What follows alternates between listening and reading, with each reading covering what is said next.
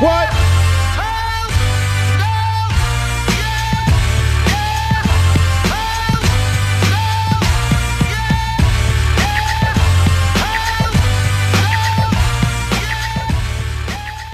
Well, the last time we sat down here and talked, a lot of things did yet to happen. Since we last talked here, there was a contract extension, Marriott Center renovations, practice facility, 2 wins, including St. Mary's. It was one of your better weeks, I think. Yeah, I think so.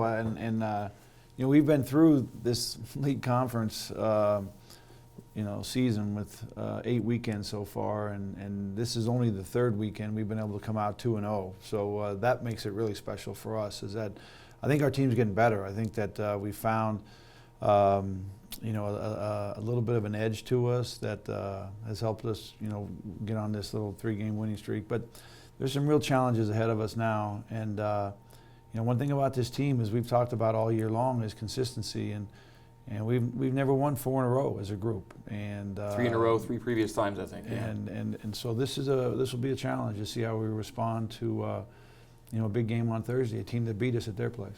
What's been the main key, do you think, to this current run you're on right now? Well, I think there's a lot of things. I think that we've got the interesting thing is we lost a really good player, our second leading scorer, and then in Anson, and he hasn't played in any of these 3 games. But I think that we found some real help on our front line. I think Josh has come in and given us some really good minutes, but Ryan and Corbin and Luke and Isaac have all helped us in a lot of different ways. It's hard to really put your finger on it. I think the guys are pretty. I think they're pretty determined to finish the season well, finish strong. What were the considerations that led up to Josh being a starter here late in the season for you? Well, we put a lot of pressure on Dalt, starting him as a freshman, and the different responsibilities that we had, and kind of how we changed our defensive philosophy early or in the middle of the year to where we were switching everything, and it put Dalt. We liked Dalt's ability, his strength, and his ability to guard that forward, but it was a lot of times we switched him out on the smaller players, and so.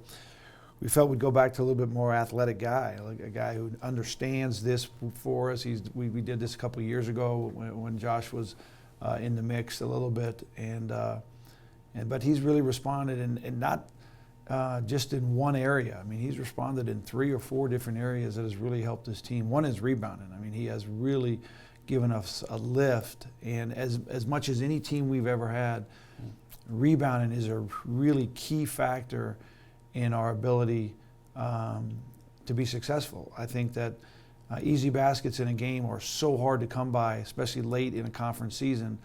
And without a low post scoring threat, that defensive rebounds have become a huge key for us to get out and maybe get a clean look in transition, a layup with maybe a defensive mistake by the other team in conversion. So his ability to rebound the ball for us, I think, has really given us a lift. How exciting is it to have come upon a formula, if you will, at this time of year?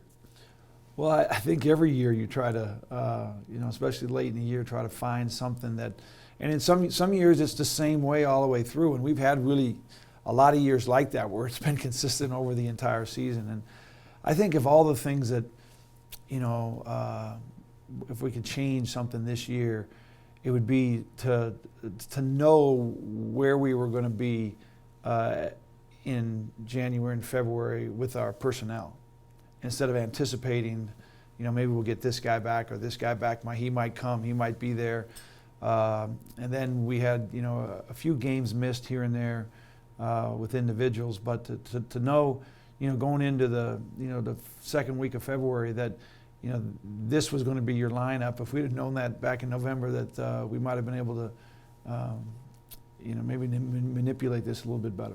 Okay, 3 regular season games remain, 1 regular season home game coming up this Thursday, which means, of course, senior night. You're going to say so long to 4 guys, at least for the home crowd.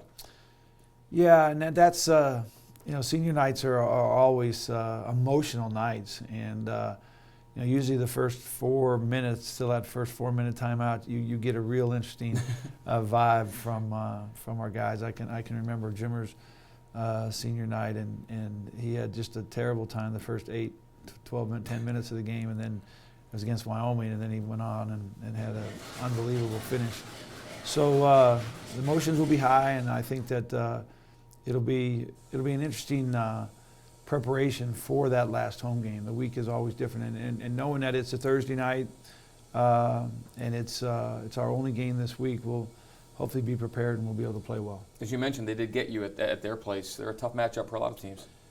Yeah, they're playing really well, really well. They won, I think, 5 of their last 7 games, and the game they lost was an overtime game, and against a double overtime game against the St. Mary's, and they've got a really good physical front line. The guards do a really good job of contesting you and staying in front of you. It's a really defensive-oriented team. It's hard to get easy baskets in transition against them, but hopefully that we'll be able to maybe spread them out a little bit and cause some problems for them. But our guys need to. We need to have a good week. We need to kind of build on some of the success that we've had. Ty is 35 points away from BYU's career scoring record. It would take a big night for him to get it here at home on Thursday. Either way, it's going to happen. Well, we hope so. The one thing about this game is there's nothing that's really predictable. I think that there's a whole new wave of interpreting this game where guys like you sit around and run numbers all night and all day, and then you come up with what's going to happen. And sometimes that happens, but for the most part, that's the beauty of sport, is you get to play it and you get to see what happens. And I look forward to Ty breaking that record if that's what's going to happen. I really believe that he's a guy who is as special a player as BYU has ever seen, and it couldn't happen to a better guy. Speaking of running numbers, Kyle Collinsworth ended up 1 assist away from a 6th triple-double the other night. You said that was kind of not something you were aware of as the game was finishing up. I think that, there's a lot of things that the people concern themselves with during the game. For me, I concern myself with our ability to stay on track and to be able to win game and prepare us for the next game. And the end of that game had a real anxious feel for me. The way that our run started with the technical foul and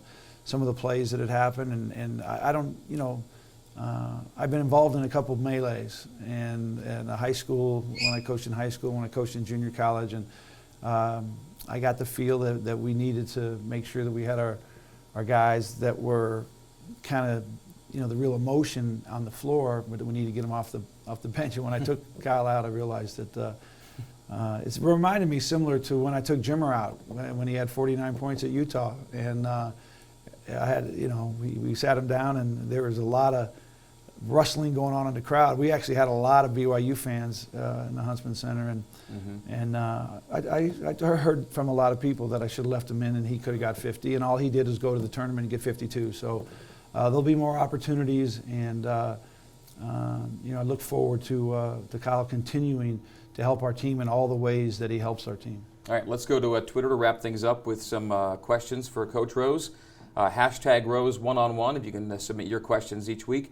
First one comes in from Hector Torres. He asks, are there any Brazilian, Australian, or European players in your pipeline? Well, right now, I don't think that, we have a lot. We've got a lot of players that are in our pipeline that are serving missions. This is kind of an interesting time right now for us, and to get involved in younger players, which what we were really involved in right now. A lot of these foreign kids don't really decide that they want to come play until later, in their education and their career. A lot of the kids go and start playing professionally at 13, 14, 15 years old. So right now, I don't think that we're involved in it. Okay. Next question coming in from Trent Tueller. He has a bunch of questions. We'll take his last two. He says, when will Anson be back, and how to beat Gonzaga? ? Well, I hope that Anson's back here pretty quick. I think that we'll see how he can progress this week. I know that there'll be a little extra incentive for him because you don't want to not play in the last home game of your career. So hopefully we can get him back for this game. I think that You know, I think I've been asked that 3 different times in the last probably 3 media sessions about Gonzaga, and I'm not really concerned that much about Gonzaga right now. I know the fans all, you know, that's what everybody's looking forward to, and everybody, you know, kind of pubs that game. But the San Diego game is a big game for us, and the Portland game is a game that we'll have to get on our radar once we're done. But I think everybody knows the Zags are good. I think everybody knows that that's going to be a really highly anticipated game. Hopefully that, you know, it's a team that,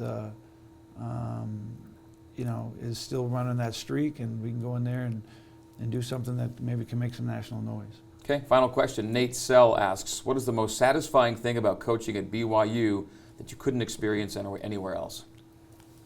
Well, I think that there's a lot of those things. I just love it every day, the interaction with the players. But I got a couple letters this morning, some emails from a couple missionaries that are serving right now with their reaction to the news that they heard of last week. And you get a chance to get an insight to their lives and what they're doing.